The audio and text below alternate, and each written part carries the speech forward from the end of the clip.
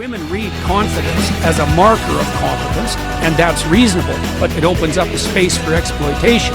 Because if you can mimic confidence, that's false confidence, narcissistic false confidence, then you look competent, and that works particularly well on naive young women.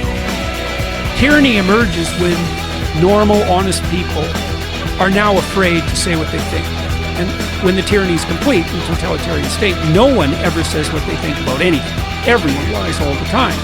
And I see part of the pathway to that, the unwillingness of ordinary people to take the consequences of their truthful speech.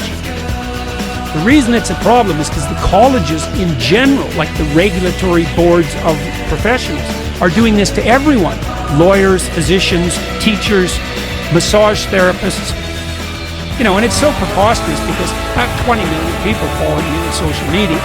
You know, and God only knows how many views of my videos, for example, or interviews you and I have done. There's tens of millions. If you're a therapist or a physician, you don't affirm someone's identity. That's not your job. And your job is not to deny their identity either. Your job is to help them explore their identity and hopefully to develop it. And there is a model of proper governance in there, this idea of a hierarchical structure of responsibility. It's the proper computational structure. It's not top-down tyranny with fractionated individuals. And it's not utter chaos. It's ordered freedom.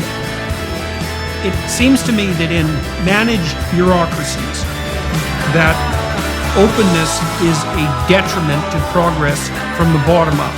Is when you're in the bottom ranks, what really predicts your success is conscientiousness, dutifulness, the ability to run out an algorithm that's already pre-established. And if you're open and creative at the bottom rungs of an organization like that, all you're going to do is cause trouble. Now, the problem with that is that as people progress through the ranks, all the people who are creative get winnowed out. They might be absolutely vital at the highest levels of organizations, but they're a tremendous amount of trouble at the bottom. We could assume that value is no more than what we say it is, right? It's merely a matter of human agreement. But the fact that there are commodities, for example, this is something the work points to, indicates that, well, it's not merely a matter of human agreement because there's something basic about basic commodities, right? There are some things that we cannot do anything at all without. And I suppose water would be the most basic of commodities, or air in that particular case. So there's some fundamental relationship between human subjectivity and the objective structure of the world. Find something that you could do that would make things better, that you would do. Can you take a small step forward, no matter how small that is? Basically what you're saying is that if you implement a micro routine, even something like washing a cup and putting it back in the shelf, and you know that's a good thing because you have a shelf and there's cups on it, you've already decided that's an appropriate way to live, is to have your coffee cups on the shelf. If you go ahead with cleaning out the cup and putting it on the shelf, then you've taken steps towards a valuable micro goal. You get a dopamine kick from that. That transforms itself into adrenaline and energizes you. Ontology is not captured inside epistemology because epistemology cannot reach to the full extent of the multiplicity of ontology. That's part of the irreducibility. You're arguing, I think, in some sense that no matter what the story is, there's something that's real that's beyond that story. We should point out, because it's so important for people to understand, you drew a connection between free speech and free thought.